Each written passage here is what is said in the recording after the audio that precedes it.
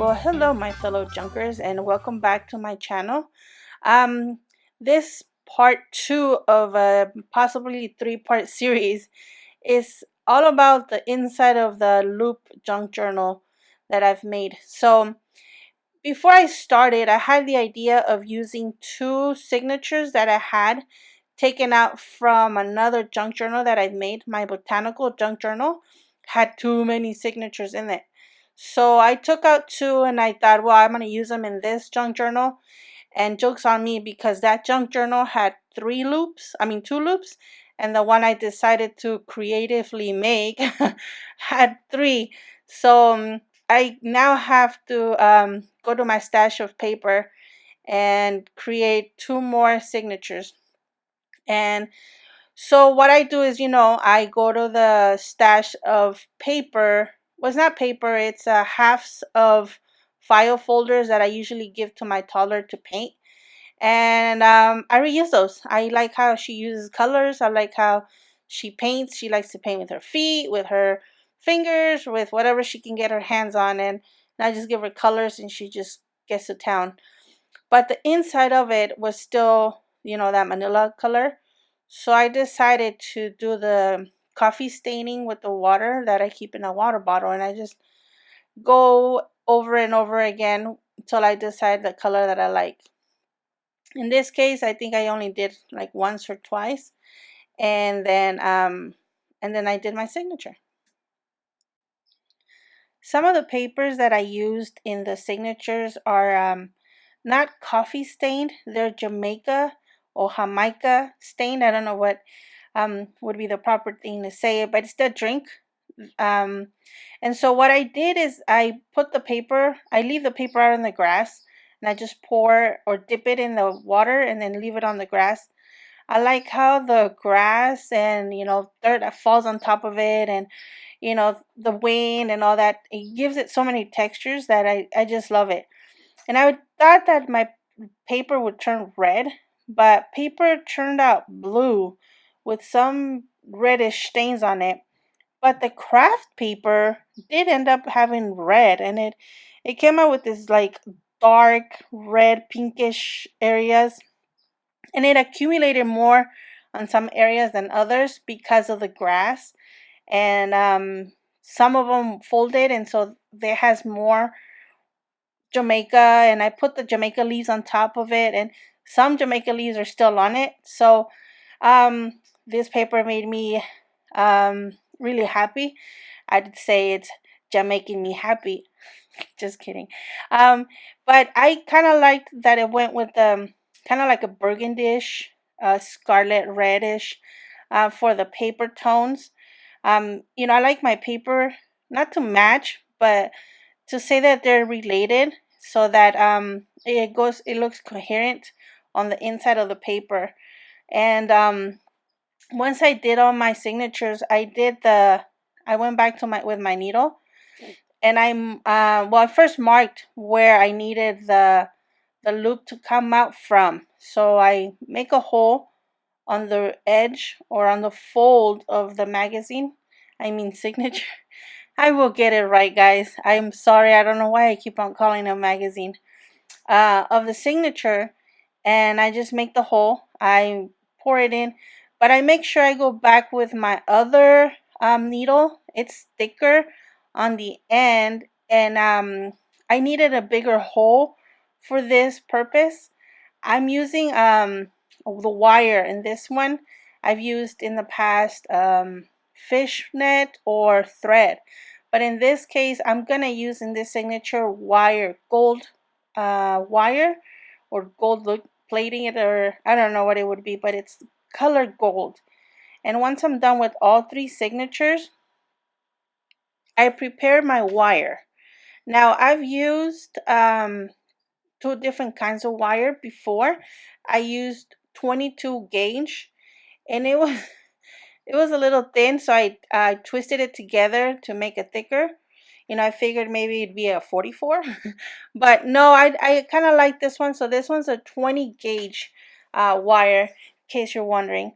So I made this doohickey thingamajinger, a block that allows me to space evenly my loops and allows me to work on them without having to use my feet, my hands, my mouth.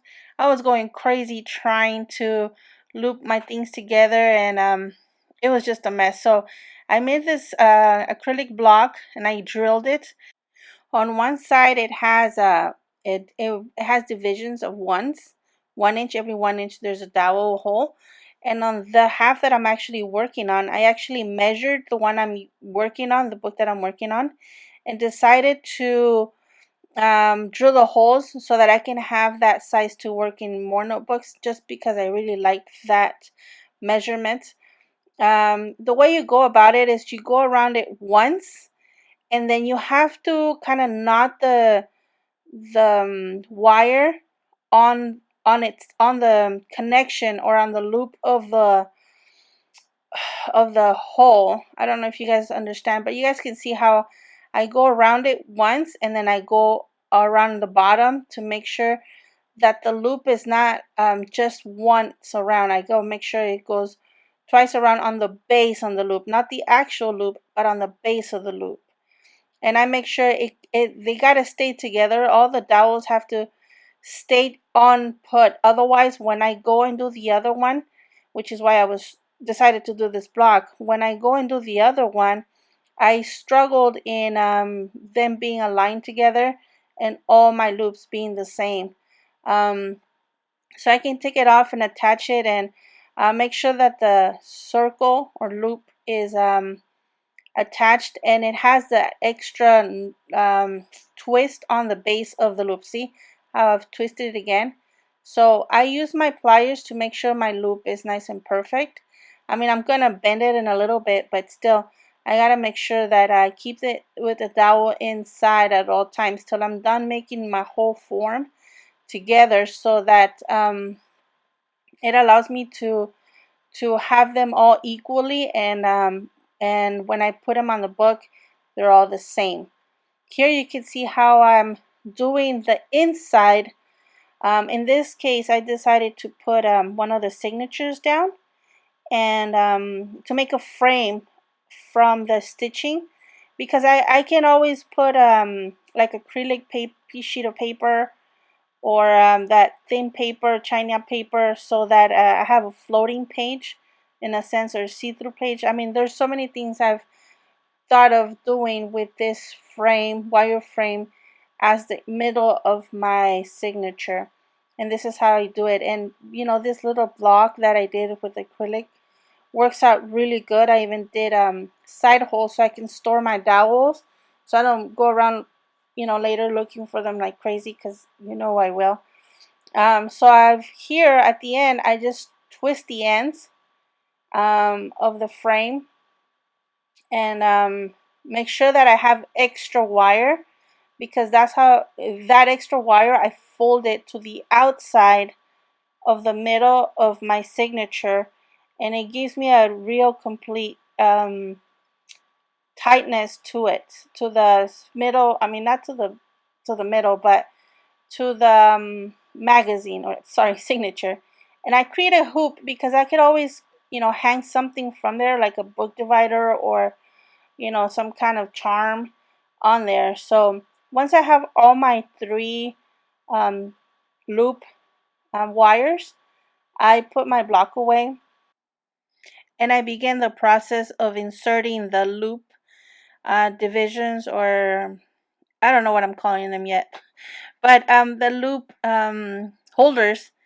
And to do this, I fold or bend the loop, the circle, into half, or I fold it into like a teardrop, so that I can put it through the hole.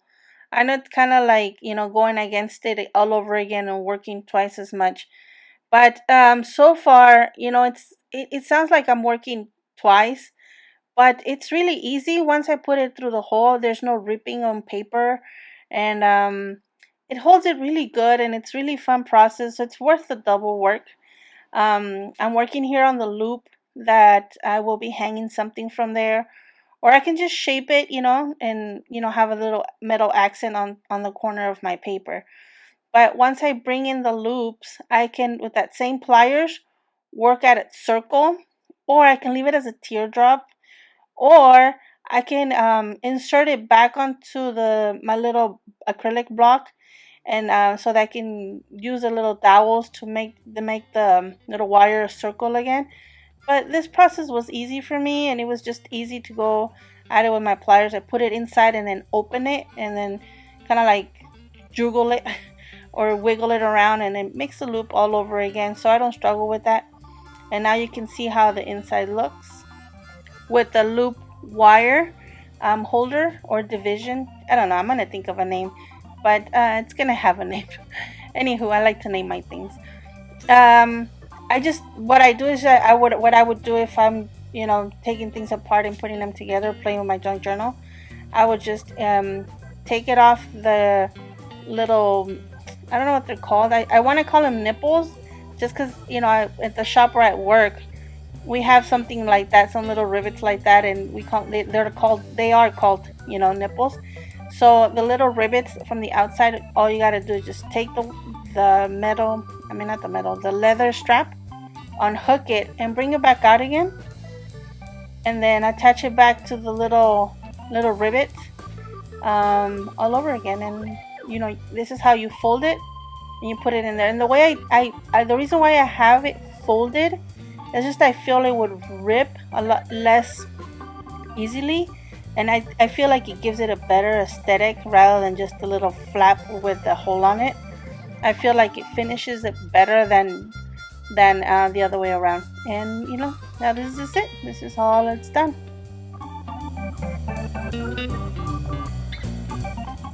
Well, thank you guys for watching part 2 of this junk journal looping series. I will have possibly a third one where I decorate the cover, and I want to cover that window of where the loops come out of. But anyways, thank you guys for watching. Please subscribe to my channel and follow me on Facebook for more updates.